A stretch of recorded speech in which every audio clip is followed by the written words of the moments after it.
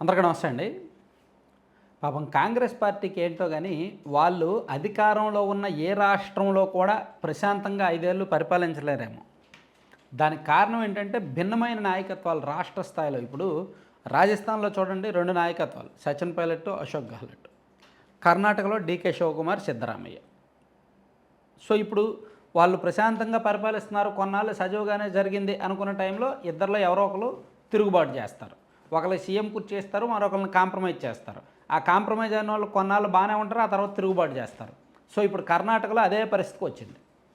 దేశం మొత్తం మీద కాంగ్రెస్ పార్టీకి అత్యంత నమ్మకస్తుడు అనుకున్న నాయకుడు ఎవరైనా ఉన్నారు అంటే డీకే శివకుమార్. సో, ఇప్పుడు ఆ డీకే శివకుమార్ కూడా కాంగ్రెస్ పార్టీ మీద తిరుగుబాటు చేసి అవసరమైతే తప్పనిసరి పరిస్థితుల్లో బీజేపీలోకి వెళ్ళిపోవడానికి సిద్ధమైపోయారు. దానికి కొన్ని కారణాలు ఉన్నాయి. సో, కర్ణాటక కాంగ్రెస్లో ఎక్కడ అవకాశం దూరుతుందా, చిచ్చు పెడదాం, అధికారం కైవసం చేసుకుందాం, చీల్చేద్దాం అనే ఆలోచనలో ఒక ప్రత్యేకమైన వ్యూహరచనలో బీజేపీ మొదటి నుంచి ఉంది. సో, ఆల్మోస్ట్ దానికి గ్రౌండ్ ప్రిపేర్ అయినట్టే కనిపిస్తోంది.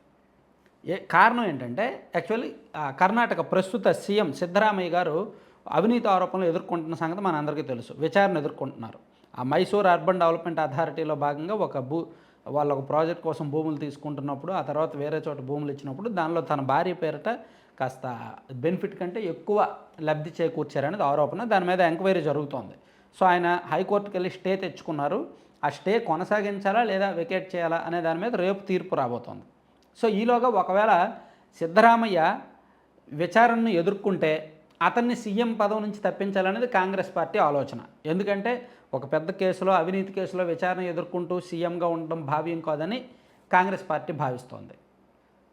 అయితే సిద్ధరామయ్య ఏమన్నారంటే, నేను దిగిపోవడానికి సిద్ధమే, ఒకవేళ నేను దిగిపోతే నేను సూచించిన వ్యక్తికే సీఎం కుర్చీ ఇవ్వాలి, సీఎం పదవి ఇవ్వాలి అని ఆయన కండిషన్ పెడుతున్నారు.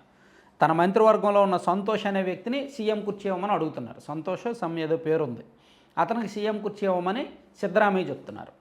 డీకే శివకుమార్ ఏమో అదేంటది, ముందస్తు ఒప్పందం ప్రకారము ఆయన తర్వాత నేనే కదా సీఎం అవ్వాలి. సో, ఆయన 3 సంవత్సరాలు, నేను 2 సంవత్సరాలు సీఎం. కానీ ఇప్పుడు ఆయనకు అవకాశం లేదు, ఆయన అవినీతి కేసుల్లో ఇరుక్కున్నారు, కాబట్టి నాకే సీఎం కుర్చీ కావాలి అని డీకే శివకుమార్ పట్టుబడుతున్నారు. కానీ సిద్ధరామయ్య అందుకు అంగీకరించట్ల. ఈ నేపథ్యంలో ఎమ్మెల్యేలు 2గా చీలిపోయారు.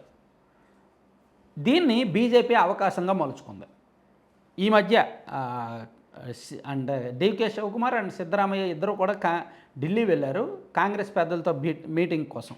అప్పుడు డీకే శివకుమార్ కాంగ్రెస్ పెద్దలకు తెలియకుండా నరేంద్ర మోదీ గారిని కలిశారు సీక్రెట్గా అనేది బయటకు వచ్చిన సారాంశం. సో, ఆయన ఎందుకు కలిశారు అనడానికి మనకు 3 రీజన్స్ మనం గమనించవచ్చు. ఒకటి, కాంగ్రెస్ పెద్దలకు ఒక సిగ్నల్ ఇస్తున్నట్టు, మీరు నాకు సీఎం కుర్చీ ఇవ్వకపోతే నేను బీజేపీలోకి వెళ్ళడానికి సిద్ధం అని కాంగ్రెస్ వాళ్ళకు ఒక సిగ్నల్ ఇస్తున్నట్టు. 2, తను ఒకవేళ బీజేపీలోకి వెళ్తే తన మీద ఆల్రెడీ ఉన్న ఈడీ కేసులు, సిబిఐ కేసుల నుంచి తప్పించుకోవచ్చు, చాలా రిలీఫ్గా ఉండొచ్చు. ఎందుకంటే డీకే శివకుమార్ ఒక పెద్ద ఆర్థికంగా చాలా బలమైన వ్యక్తి. సో, ఆయన మీద గత 10 సంవత్సరాలుగా సిబిఐ, ఈడీ కేసులు ఉన్నాయి. బీజేపీ అతని మీద ఒక కన్నేసి ఉంచింది, అతను వెంటాడుతోంది. సో, అందుకు అతను దాని నుంచి కూడా రిలీఫ్ పొందొచ్చు ఆయన ఒకవేళ బీజేపీలోకి వెళ్ళిపోతే. అలాగే ఆయన వర్గం ఎమ్మెల్యేలను తీసుకొని బీజేపీ సపోర్ట్తో ఆయన సీఎం అవ్వచ్చు. ఒకటో పాయింట్.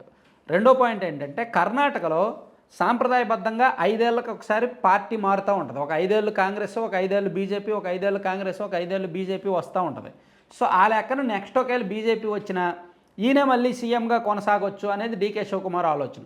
అంటే ఇప్పుడు బీజేపీ సపోర్ట్తో కాంగ్రెస్లో ఉన్న తన వర్గం ఎమ్మెల్యేలతో బీజేపీలో చేరిపోయి, లేదా బీజేపీ ఎమ్మెల్యేల సపోర్ట్తో తను సీఎం అవ్వచ్చు.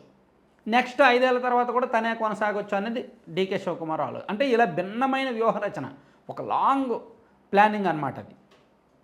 ముందైతే ఫస్ట్ ఇంటెన్షన్ అయితే మాత్రం కాంగ్రెస్ పార్టీకి ఒక సిగ్నల్, మీరు నాకు సీఎం కుర్చీ ఇవ్వకపోతే నేను బీజేపీలోకి వెళ్ళిపోతా. అందుకు నరేంద్ర మోదీతో కలిశాడంటే ఖచ్చితంగా కాంగ్రెస్ వాళ్ళు అలర్ట్ అవుతారు కదా. సో, ఇప్పుడు సౌత్ ఇండియాలో డీకే శివకుమార్ లాంటి వ్యక్తిని వదులుకోవడానికి కాంగ్రెస్ పార్టీ సిద్ధంగా లేదు. అతను కాంగ్రెస్ పార్టీలో చాలా కాలంగా ఫైట్ చేస్తున్నాడు. ఆయన కాంగ్రెస్ పార్టీ తరఫున చాలా ఖర్చు పెట్టాడు, ఆయన చాలా త్యాగం చేశాడు. ఆయన గత దశాబ్ద కాలంగా కాంగ్రెస్ ప్రతిపక్షంలో ఉంది అంటే సౌత్ ఇండియాలో చాలా మోసాడు ఆయన. సో అటువంటి నాయకుడిని వదులుకోవడానికి కాంగ్రెస్ సిద్ధంగా లేదు, కానీ తప్పదు. సో అందుకే ఇప్పుడు కర్ణాటక కాంగ్రెస్లో వచ్చిన చిచ్చు బీజేపీ రాజకీయంగా వాడుకోవాలని చూస్తోంది. ఈ వ్యవహారాన్ని, సిద్ధరామయ్య మీద ఉన్న కేసు విచారణ వ్యవహారాన్ని తనకు అనుకూలంగా మార్చుకోవాలని డీకే శివకుమార్ చూస్తున్నారన్నమాట. ఇట్లా కర్ణాటక రాజకీయం ఒక్కసారిగా ఆసక్తికరమైన మలుపు తిరిగింది.